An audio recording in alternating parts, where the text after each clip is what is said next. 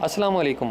آج ہم آپ کو ٹاپ 3 سپر فوڈ بتائیں گے جو کہ نہ صرف آپ کے مزاج کو بہتر بنائیں گی بلکہ آپ کی جسمانی کارکردگی کو بھی بہت زیادہ فعال کر دیں گی۔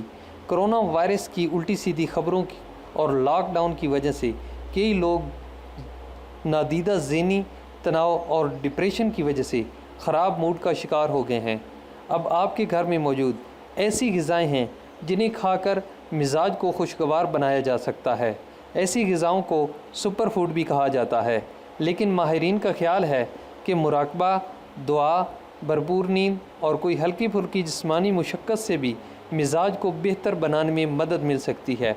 سائنسی طور پر درج ذیل غذائیں آپ کے موڈ کو بہتر بنا سکتی ہیں۔ ان میں سے سب سے جو پہلی ہے وہ ہے گہری رنگت والی چاکلیٹ۔ گہری رنگت والی چاکلیٹ عام طور پر اپنی رنگت سے ہی پہچانی جاتی ہے۔ ڈارک چاکلیٹ سیاہی مائل رنگت کی حامل ہوتی ہے جس میں کوکوا کی مقدار زیادہ ہوتی ہے، لیکن ساتھ ہی ڈارک چاکلیٹ میں میگنیشیم اور اینٹی آکسیڈنٹس کی بھی بھرپور مقدار موجود ہوتی ہے۔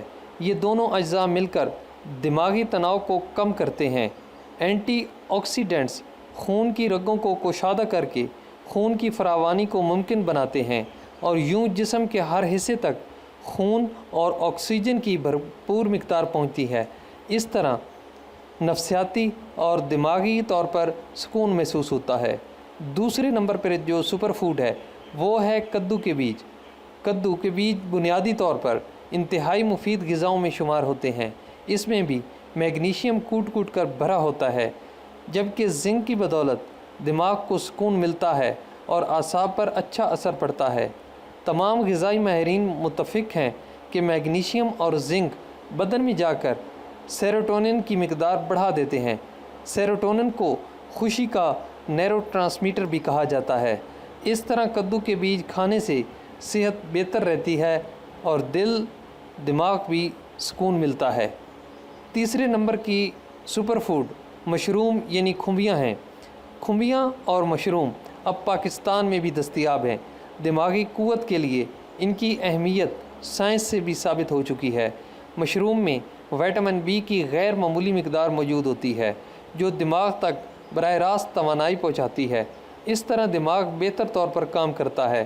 ماہرین کے مطابق ہمارے احساس اور مزاج کو بہتر بنانے میں مشروم کی خاص اہمیت ہے۔ اس میں موجود دیگر اجزاء ڈپریشن سے لڑنے کی بھرپور صلاحیت رکھتے ہیں۔ مشروم کو آملیٹ، سلاد اور دیگر سالن کے ساتھ کھایا جا سکتا ہے۔ تو آپ کو یہ معلومات کیسی لگی ہیں؟ اگر آپ کو یہ معلومات مفید لگی ہیں تو نیچے کومنٹ کر کے بتائیے گا اور اس چینل کو سبسکرائب کیجیے گا۔ Thanks for watching.